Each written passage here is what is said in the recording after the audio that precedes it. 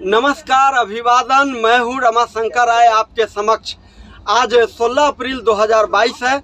अभी वर्तमान में जो आप देख रहे हैं, राजधानी एक्सप्रेस गया से कटक उड़ीसा जा रहे हैं। हम लोग इसमें हैं राष्ट्रीय जनता दल के प्रदेश उपाध्यक्ष और वरिष्ठ विद्वान, थिंक टैंक माने जाने वाले प्रोफेसर डॉक्टर विनोद कुमार यादवेंदु जी, जो इस यात्रा के नेतृत्व करता है। इसमें 5 सदस्य हम लोग जा रहे हैं। बड़ी संख्या में इस गाड़ी में और भी सदस्य हैं। परिचय कराता हूं। यादवेंदु बाबू नमस्कार। नमस्कार। ये उदय नारायण सिंह जी हैं, जो एडवोकेट उदय नारायण सिंह जी हैं, जो आपके समक्ष हैं। आप हैं बबन यादव जी, अहिर रेजिमेंट गया के संचालन करता हैं और सामाजिक जुझारू कर्मठ सामाजिक कार्यकर्ता हैं। आप हैं टुनटुन अधिवक्ता टुनटुन यादव जी, और बहुत सारे लोग हैं।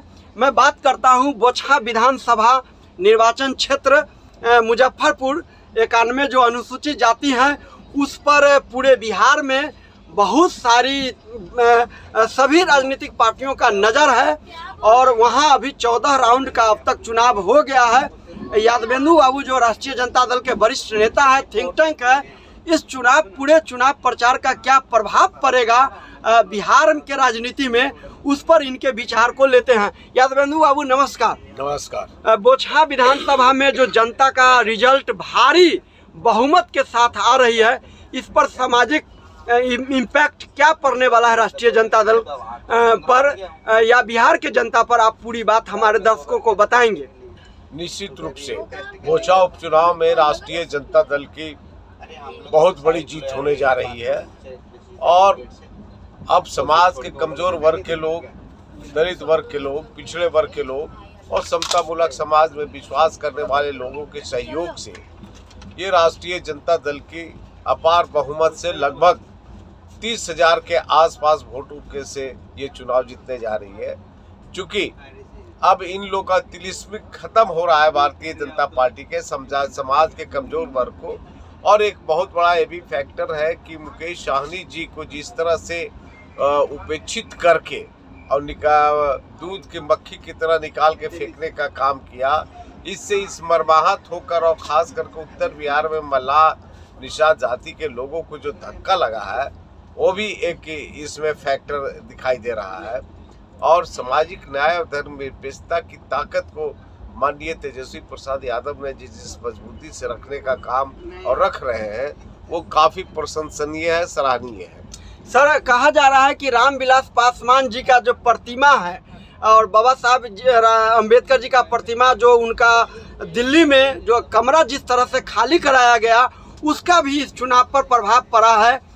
उसके संबंध में आप क्या कहना चाहेंगे? निश्चित रूप से माननीय कर्पूरी ठाकुर से लेकर लालू प्रसाद यादव ने समाज के कमजोर वर्गों के लोगों के, चाहे उसमें रामविलास पासवान जी हो या और जो नेता हो, इन लोगों ने मजबूती से जुबान देने का काम किया, सामाजिक आंदोलन करने का काम किया। और इस अपमान को अब ये समाज के किसी भी वर्ग के लोग ये इसको बर्दाश्त करने की अपेक्षा नहीं है। और हम माननीय रामविलास पासवान जी का जो 12 जनपद से जिस तरह से मूर्ति और अम्बेडकर के मूर्ति को सड़कों पर फेंका गया, ये साबित करता है कि भारतीय जनता पार्टी जिस नीति और सिद्धांत से आरएसएस के नीतियों पर चल रहा है, ये समाज के कमजोर वर्गों के हित का नहीं है। इसलिए अमर पासवान ऐसा एक शिक्षित लड़का को माननीय तेजस्वी प्रसाद यादव ने चयनित करके, राष्ट्रीय जनता दल ने चयनित करके उस चुनाव में उतारने का काम किया है। और इससे पासवान जाति के जितने लोग हैं एकजुट होकर पूरा राष्ट्रीय जनता दल की ओर वापस आ रहे हैं। सर विनोद बाबू, आप चर्चा में अक्सर बताते थे, आपसे जब बात होती थी कि हमारा जो कार्यकर्ता है बोचहा विधानसभा क्षेत्र में, वो पहले ही से जीत की आश्वासन देते थे। किन आधार पर आप कार्यकर्ता की कुछ बात बताएंगे? निश्चित रूप से बोचहा विधानसभा के अंदर मैं काफी दिनों से, लगभग 46-47 वर्षों से राजनीतिक छात्र जीवन से ही करते आ रहा हूँ और वहाँ हमारी अपनी पकड़ है। सामाजिक तौर से भी हमारे संगठन कार्य करते हैं और आपके माध्यम से जो यादव शक्ति पत्रिका का जो कर्ता धर्ता है माननीय रमाशंकर राय जी, जो अधिवक्ता है, बिहार प्रदेश के भी उस अधिवक्ताओं के वो अध्यक्ष रहे हैं, इसलिए इन लोगों से लगातार लेते रहा। इन लोगों ने तो हमें कहा था कि दुनिया की कोई ताकत 20,000 वोटों से जीतने नहीं देगी, लेकिन ये 16 राउंड का रुझान ये बतला रहा है। और वो बोले थे कि हम 30 तक आगे चले जाएंगे, और निश्चित रूप से जमीनी रूप से कार्य करने वाले कर्ताओं ने निश्चित रूप से हमको आश्वस्त किया था कि बोचा की जीत राष्ट्रीय जनता दल अवश्य जीतेगी। अवश्य जीतेगी राष्ट्रीय जनता दल बोछा की सीट। ये राष्ट्रीय जनता दल के जो थिंक टैंक नेता हैं प्रोफेसर विनोद बाबू, इनका कहना है कि जिस तरह से अति पिछड़ा वोट की नाराजगी भाजपा को ले डूबा और जदयू को ले डूबा, और रामविलास पासवान जी का जिस तरह से वहाँ पर चिराग पासवान जी का कमरा खाली कराया गया, तमाम चीज़ों का इम्पैक्ट पड़ा। और सभी बोछा में जो है सभी जाति बिरादरी का इस बार सरकार के खिलाफ बेरोजगारी, महंगाई और विकास के मुद्दा पर खास करके युवाओं में जो क्रेज चल रहा था, मैं लगभग 19 पंचायतों में घूमने का वहाँ काम किया। लोगों में विरोध की आंकड़ा बहुत ज़बरदस्त था।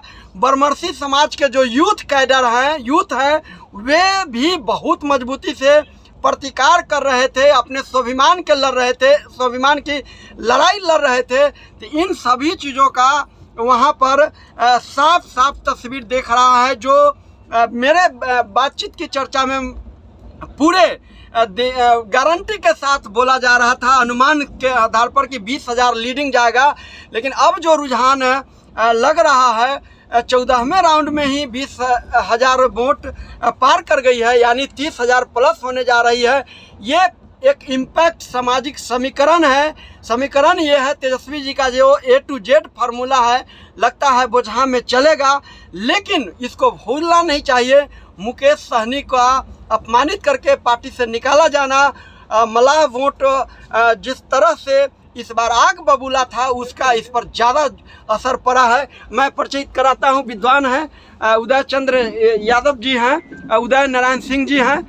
उदय बाबू, ये बोछा के परिणाम पर क्या कहना चाहेंगे? बोछा का परिणाम सम्मानजनक आ रहा है, और मन जो अनुमान था उससे भी अच्छा उपलब्धि राष्ट्रीय जनता दल को मिल रहा है। और यह समीकरण को बनाए रखें और इस समीकरण में और जोड़ने का काम करें कि आगे भी राजनीतिक दृष्टिकोण से राष्ट्रीय जनता दल और मजबूत हो सके। बवन जी, इस पर क्या कहना चाहेंगे? बोछा के जो रिजल्ट आ रही है, सबसे पहले पूरे बिहार वासियों को दिल से धन्यवाद।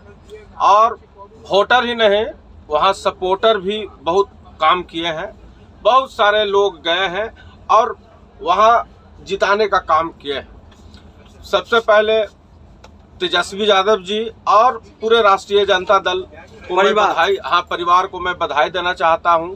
पूरे परिवार को बधाई देना चाहते हैं बवन यादव जी। बहुत एक्साइटमेंट है। अही रेजिमेंट के गया के ऑर्गेनाइजर हैं, पूरे बिहार के ऑर्गेनाइजर हैं। अधिवक्ता टुनटुन जी है। टुनटुन जी, कैसा लग रहा है, क्या कहना चाहेंगे? बोचहा के चुनाव से रिजल्ट से यह साबित हो गया कि राजद खाली माई समीकरण का पार्टी नहीं है, ये A to Z का पार्टी है। ये बोचहा का परिणाम साबित कर दिया। बोचहा का परिणाम साबित कर दिया। अधिवक्ता अरविंद जी कह रहे हैं कि यह इम्पैक्ट अब आगे भी पड़ेगा।